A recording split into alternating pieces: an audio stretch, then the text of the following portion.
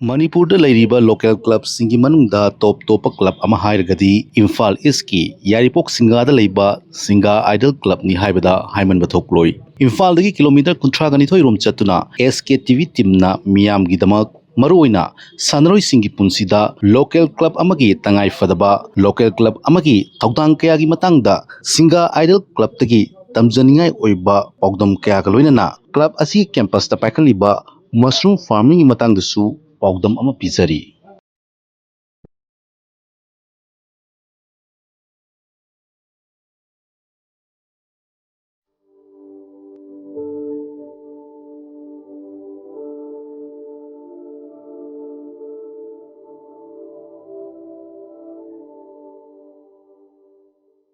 Singa Ideal Club si asidagina sahi yangkai ni thoi mukki mamangdagi habadi 1972 da register tawduna thambiramba yamna liraba Yairipok side sida the oldest club in Yairipok haina su dum mingthonbi myam ahalaman singna hariba Singa Ideal Club sigi myamne thodon dong masak khangba item mama haragadi football ni ko Ideal Club asina 13 times state level ki thakta tournament se continuously panthokre mating leiban hasing leigadawni haiba organization mayam gi ho manungi mapangi samna kan seng harakanda ho malak ko so ko full cooperation pi aduga mayamna Singa Ideal Club pu singthabi badagi haitare ne 95% haibe are singa sida drugs free oire have haiman bathoroi yon basu cha basu ama pho lei trap haiman bathoroi club ki campus manung asida leiriba farm haitare farm sigi maming se koigi Sultana livestock and mushroom farming and haibne hariba farm se ai hek yet thang the right the phambiriba inau Zidda Rahman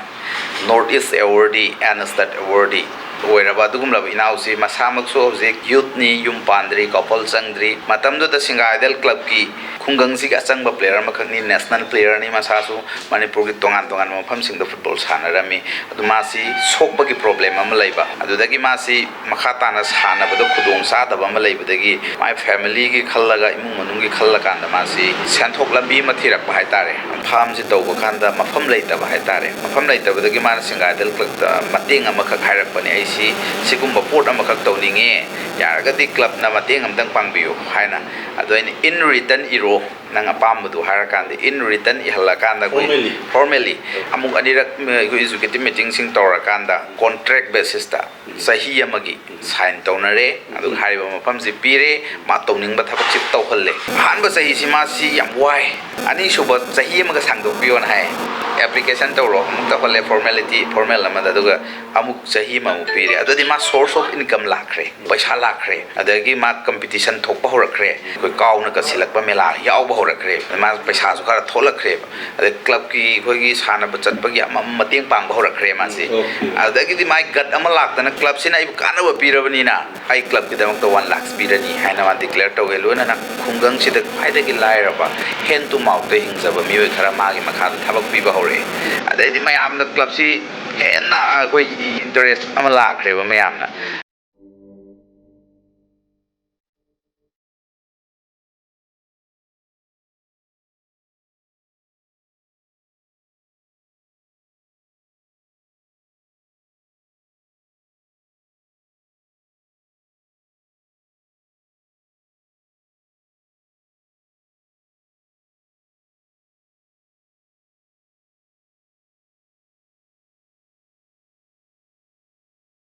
Kurumzari SKTV News Ing Tabirmok Putara Muksari ngasi asi pagi Thawal district manung chan hoi Yairipok Singai mafam sida Singa Ideal Club adina club ama leiram phaitai club asida manung chan yeng matamda yam unique oi haibatai Chenggum thaba Chenggum marudigi Chenggum puthokpa mushroom cultivation mushroom plantation gi thaba am hoi yam mai pakna pangthom bhaitare register torga hoi yamna ningthi jana yamna successfully hoi pangthokpagi mamita haibatai hoi Singa Ideal Club sida leibirami ba sinau sina mapungoina kano tawbune hai ado sinau sigi ming ke ko buge khana kari honar biram ge abdu sinau si khangmi si ai gi ming Zidda Rahman kawi ai Yairipok Singa sidagi ni ai hana angang oringe degi soi entrepreneur am oibagi wakhalon de dum leiri adubo ai sport player am oina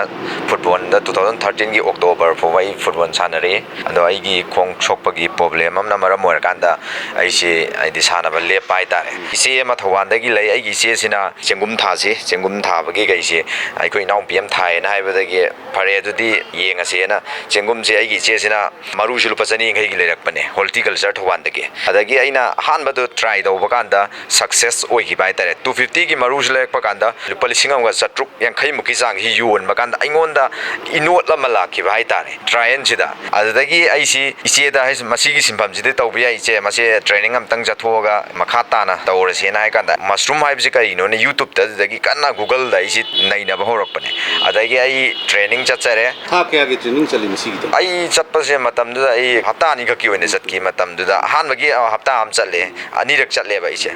adugi matung sida ai si forum patagi angom punil na oza ama leije mana isi pra grassroots tagi sem bane mana ise ngasi ho bai bu guideline tawbiri mana sema kanda ai si adum ikui kui dana olak pa sahida ai si adum success oi gre ai tare mushroom sida aina thengna jarak pada ai mushroom haiba business e sina khwai dagi hena profit leiba business makhal mane nai haijaning hai tare marketing gi level se kamai le koi